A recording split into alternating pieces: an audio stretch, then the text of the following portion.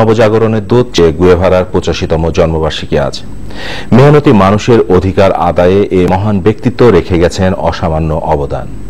বিশ্বের অন্যতম জনপ্রিয় এই আইকনের জীবনী নিয়ে আরো জানাচ্ছেন আশফাক আহমেদ।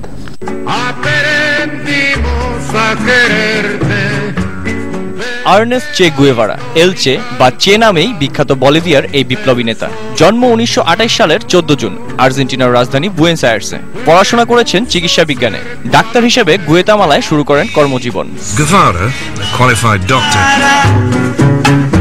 ১৯৫৪ সালে মার্কিন মদতপুষ্ট সামরিক বাহিনীর দ্বারা গুয়েতামালার সমাজতান্ত্রিক সরকার উচ্ছেদের ঘটনায় বদলে যায় জীবনের পরিকল্পনা।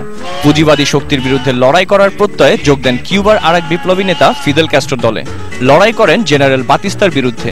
তার বলিষ্ঠ নেতৃত্বে সমাজতান্ত্রিক বিপ্লব ছড়িয়ে পড়ে গোটা লাতিন আমেরিকায়। The service is attended by thousands.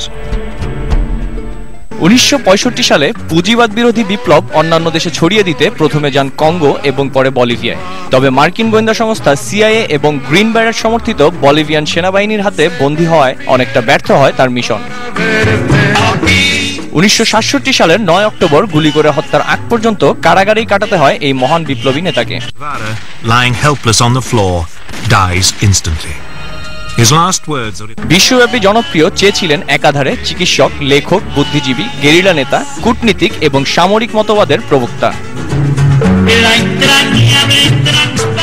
যুব সমাজের আদর্শ এই নেতাকে নিয়ে নির্মিত হয়েছে অনেক রচনা, ডকুমেন্টারি, গান ও চলচ্চিত্র। এসব স্মৃতির মধ্য দিয়ে চে বেঁচে থাকবেন নিষ্পেষিত গণমানুষের মনে, উৎসাহ জুগিয়ে যাবেন বিপ্লবীদের।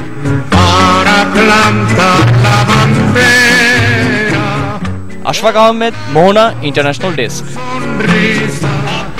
মোহনা সংবাদে আবার